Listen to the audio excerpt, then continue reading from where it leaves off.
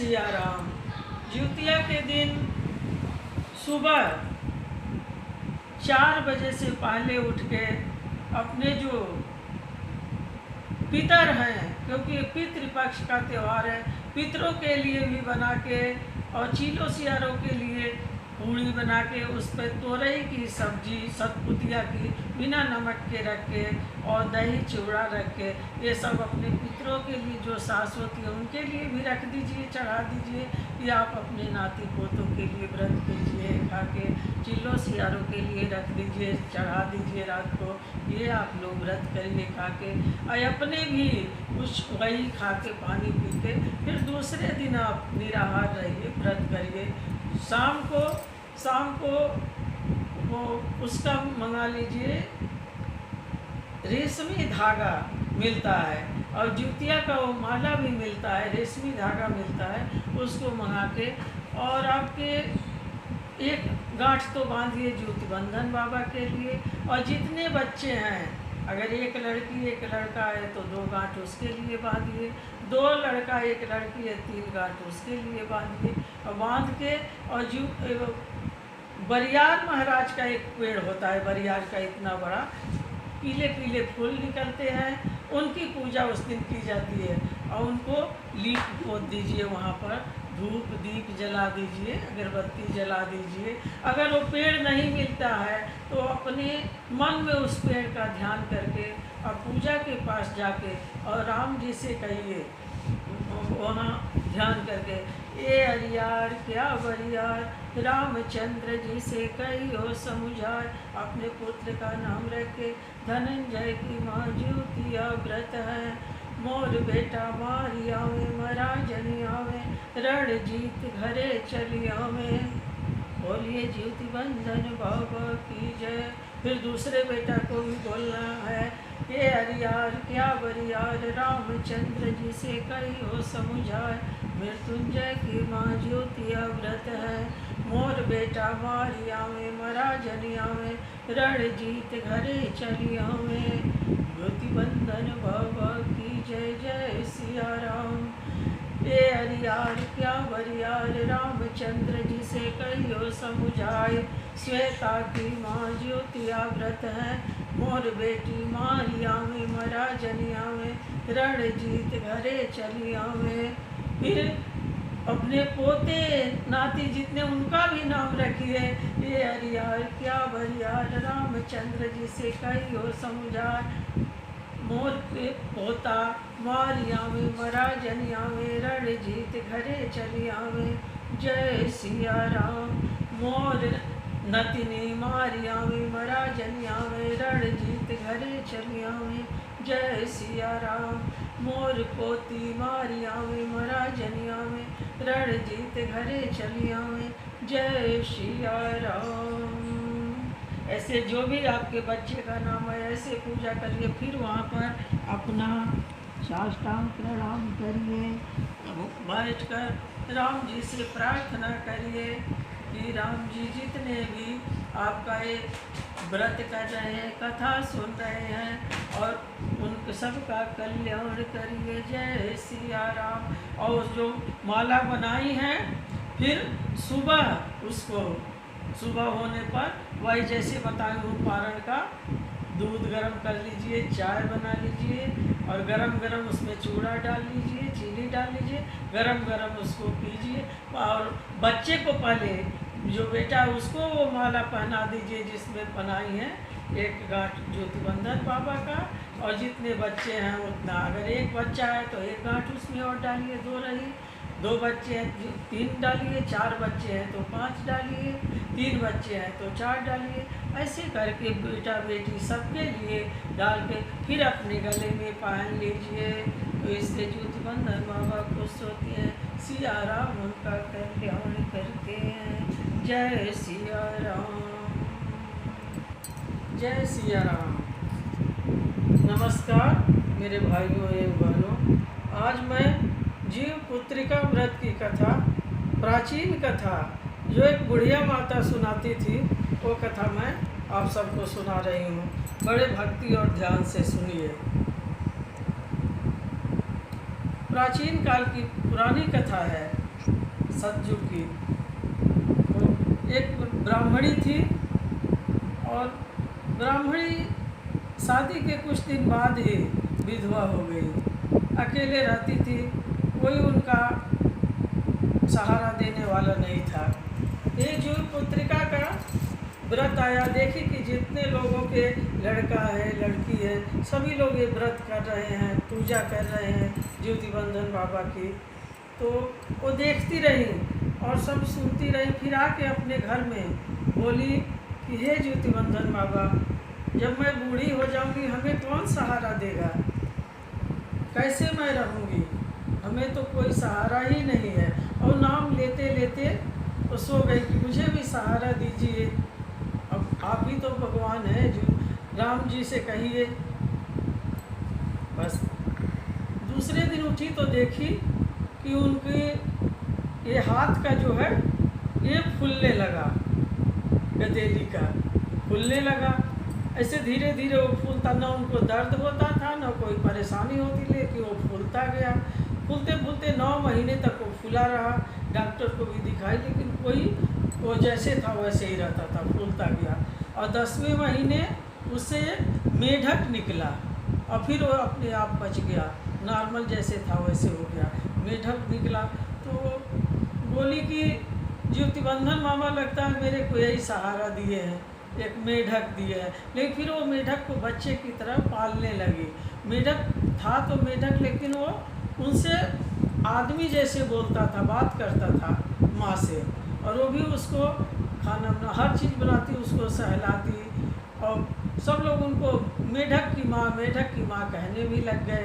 वो बात भी करता था सबसे, लेकिन था मेढक। उस नगर के राजा के लड़के की शादी थी, सब लोग जाने लगे। ये भी माँ से जिद करने लगा कि मैं भी शादी में जाऊँगा। मेढक की माँ बोली ब्राह्मणी, अरे तुम हो मेढक, इतने हाथी घोड़े जा रहे हैं राजा के, तुम कुचल जाओगे उसमें, मत जाओ। लेकिन बोला नहीं, मैं तो जाऊँगा। तो आस पड़ोस के लोग बोले कि भेज दो, जब इतना जिद कर रहा है तो भेज दो।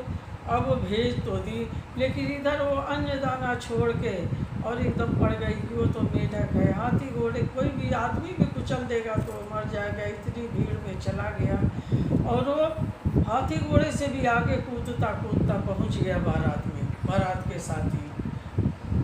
जब द्वार पूजा होने लगा, वहाँ भी जो दूल्हे बैठे थे उनके बगल में वो बैठा रहा।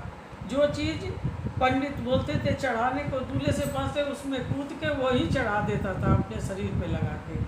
फिर जब शादी होने लगा वहाँ भी पहुँच गया। लोग बोले कि अरे मेढक है, इसको भगाओ मारो। लेकिन दुल्हन ने बोला कि अब जो भी है, अगर आया है तो उसको मारो नहीं, जाने दो, बैठने दो। वो बैठा रहा। और जब सिंदूरदान का समय आया और सिन्होरा खोला गया, पंडित बोले कि सिंदूर लगाने के लिए दूल्हे का, दूल्हा तो अभी हाथ ले जा रहे हैं, तभी वो सिन्होरे में कूद पड़ा और पूरा ऐसे नहा गया सिंदूर से, और फिर दुल्हन के मांग पे जाके बैठ गया। पूरा सिंदूर से उनका मांग भर गया। फिर दूल्हा लगाने गए, दुल्हन ने हाथ से रोक दिया, बोले मेरा तो हो गया सिंदूरदान। बोले ये तो मेढक है। बोले मेढक हो चाहे, यही लिखा होगा मेरे उस भाग्य में, तो पहले ही तो यही चढ़ा दिया। द्वार पूजा हुआ, वहाँ भी यही करा रहे हैं। तो राजा भी बहुत बोले कि बेटी ये क्या कर रही हो, हम राजकुमार तुमको ढूंढे हैं, राजा के लड़का है। तो बोली तो वो कहाँ लगा पाए हैं सिंदूर, हमको तो इसने सिंदूर से पूरा भर दिया, वो तो चिटकी से लगाते, पूरा मैं सिंदूर से भर गई। अब लड़की के जिद के आगे राजा भी बोले ठीक है। राजकुमार वैसे वापस आए उनका, और राजा हाथी घोड़े रथ पे और डोली पालकी सब कुछ वो करके इतना दहेज के साथ और विदाई किए बेटी को मेढक के साथ। इधर मेढक की माँ तो रो रही थी कि अब तो मेढक क्या आएंगे, लेकिन अगल बगल की औरतें दौड़ के गई, अरे मेढक की माँ, मेढक तो दुल्हन लेके आ रहे हैं, दहेज लेके आ रहे हैं, जो कोई राजा ही उतना दहेज देगा, ऐसे ही आ रहे हैं। बोले क्यों मजाक उड़ा रहे हो तुम मेरा, मेढक क्या आएंगे इतने हाथी घोड़े के बीच। बोले हम तो मजाक नहीं उड़ा, बाहर आके देखो। बाहर आके देख रही हो तो रथ पे बैठे हैं मेढक और पीछे से पालकी में दुल्हन आ रही और सामान तो ऐसे ट्रक पे लद लद के आ रहा है। अब मेढक की माँ तुरंत अगल बगल को बुलाई और माता का गीत गवाने लगी। जो जो शुभ होता है सभी को आने लगी, घर वो करने लगी। जितना शुभ काम में होता है बूढ़ी लोग जितने हैं उनसे पूछ पूछ के कराने लगी। फिर दुल्हन को उतारी, बोली चलो। ये ज्योतिबंधन बाबा की कृपा है कि दिए तो मेढक, मैं समझती थी कौन मेरा सहारा बनेगा, लेकिन बहू आ गई और इतना सामान आ गया। राजा ने वहाँ उनकी झोपड़ी हटा के महल बनवा दिया कि जब हमारी लड़की इनकी बहू बन गई तो वहाँ राजा जैसे ठाट बाट सब हो गया, रहने लगे। और ये जो मेढक थे रात को ये क्या करते थे, जो अपना मेढक जैसा खाल है ऊपर का उतार के टांग देते थे अपने रूम में और वहाँ राजकुमार बन जाते थे। फिर राजकुमारी के साथ सोते थे। फिर उसको 7-8 महीने के बाद पेट में बच्चा आ गया तो बोली कि हमको तो लोग हंसेंगे, कहेंगे कि वो तो मेढक है, ये राजकुमारी है, राजा की लड़की है और कहाँ से इनको बच्चा आ गया। वो बहुत डरने लगी। सास से भी बताई कि ये बात है, लेकिन वो भी विश्वास न करे कि कैसे रात रात को ये राजकुमार बन जाएगा। और ये तो है मेढक, हमारे सामने बात तो कर लेता है मनुष्य जैसे, लेकिन कभी राजकुमार तो नहीं बना। वो बताई मेरे से तो रात को ये बन जाते हैं। फिर रात को सर्दी का महीना था, वो बरसी पूरे आग सेकने के लिए उनकी सास ने बनाई थी, उसमें धान की भूसी भर के कि तुम लोगों को ठंड न लगे।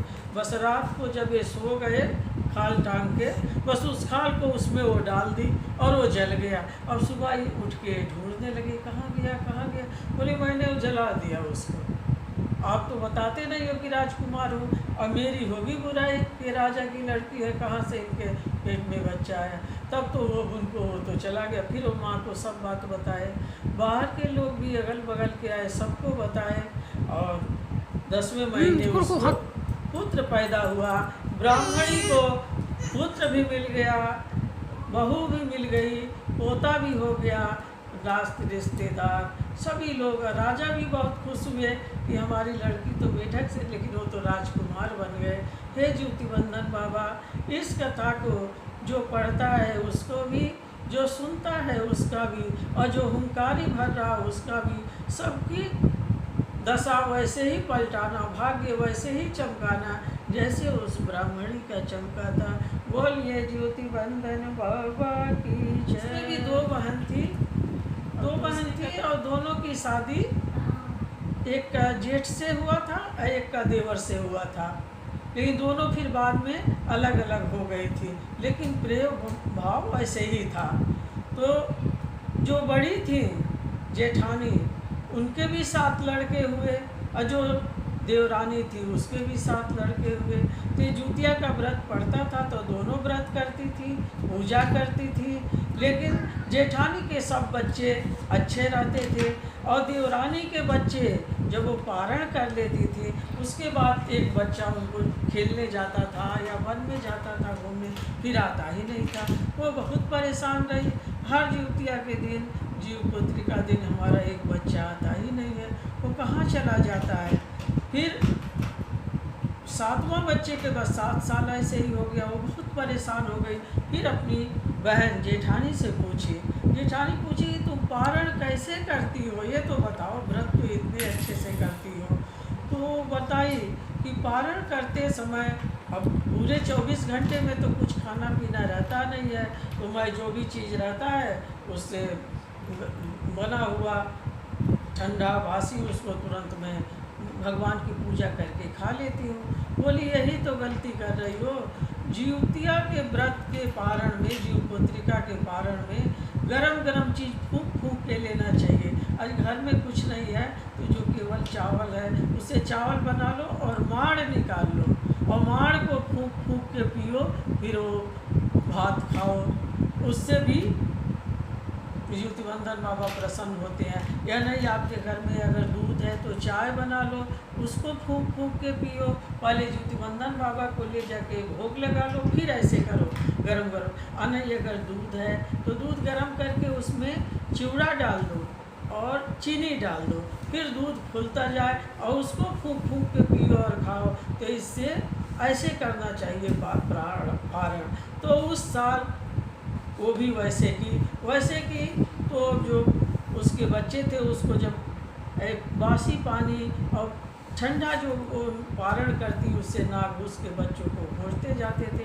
एक एक करके सब उसके बच्चों को नाग ने उगल दिया ज्योतिबंधन बाबा के कहने से। या वो सही पारण कर रही है, गरम गरम चीज़ फूंक के पी रही हैं और मुझे भी भोग लगा रही हैं, तो आप सब होकर निकाल दीजिए। सारे सातों बच्चे जाके माँ माँ करते उसके पास खड़े हो गए और ज्योतिबंधन बाबा को राम सिया को बार बार प्रणाम कर रही हैं। हे ज्योतिबंधन बाबा, हे सिया राम, इस कथा को जो भी पढ़े, जो भी सुने और जो भी हुंकारी भरे, उन सबको उसका भाग्य वैसे ही चमकाना जैसे कि उस व्रत वाली का भाग्य पलटाए थे। बोलिए ज्योतिबंधन बाबा की जय, जय सिया राम। वो बहुत होने वाले राजा थे, बहुत धार्मिक भी थे, पूजा पाठ भजन कीर्तन तप यज्ञ ये सब करते थे, लेकिन उनको कोई संतान नहीं थी। इस वजह से वो दुखी रहते थे। यहाँ की उनके राज्य में भी धीरे धीरे गाय भी बाँझ हो गई, भैंसे भी बाँझ हो गई, चिड़िया चुरुंग सब बाँझ बन गए। राजा को बड़ी चिंता हुई। एक दिन जंगल में चले गए और वहाँ एक ऋषि अपने ध्यान में बैठे थे, वो हाथ जोड़ के खड़े हो गए। जब ऋषि का ध्यान टूटा तो अपनी परेशानी बताए कि हम तो कोई गलती ऐसा करते नहीं है, पाप करते नहीं, लेकिन ऐसे क्यों हो रहा। ऋषि उनके पूर्व जन्म की बातों को सुन के बताए, पूर्व जन्म में आपका कुछ पाप है, उसी की वजह से आप बाँझ पड़े हैं, निसंतान और पूरा राज्य निसंतान हो गया है। तो बोले क्या होगा, कैसे क्या करें। तो बोले कि अब आज के 8वें दिन ग्वार मास में कृष्ण पक्ष में अष्टमी के दिन जीव पोत्रिका नामक व्रत आ रहा है। उस दिन आप यहाँ नदी पर आ जाना। देखिए सारी औरतें अपने संतान के लिए वो व्रत करती हैं। उस कथा को सुनिए और उसमें ओंकारी भरिए, प्रेम से फिर वो व्रत करिए, तो ज्योतिबंधन बाबा श्री राम जी की कृपा से आपको अवश्य वंश देंगे। राजा आके रानी को बताए और 8वें दिन सभी लोग वहाँ नदी पे गए। वहाँ जितनी औरतें व्रत की थी सभी वहाँ जाके नदी पर बैठी हैं और कथा सुना रही हैं। राजा रानी पूरी प्रजा भी ये कथा सुनी और जो लोग अक्षत फेंक रहे थे कथा कर करके उसको हाथ में ले लिए, तो उस चावल को खाए। रानी को भी 10वें महीने राजकुमार, बहुत ही गुड़ी राजकुमार पैदा हुआ। राजा खुश हो गए। जितनी प्रजा थी सब वंश वाले हो गए। चिड़िया चुरुंग, गाय भैंस सबको संतान हुई। जय हे ज्योतिबंधन बाबा, जय सिया राम। जैसे राजा का भाग्य पलटाए, जो कथा सुन रहे हैं सबका भी भाग्य पलटाए। बोलिए ज्योति।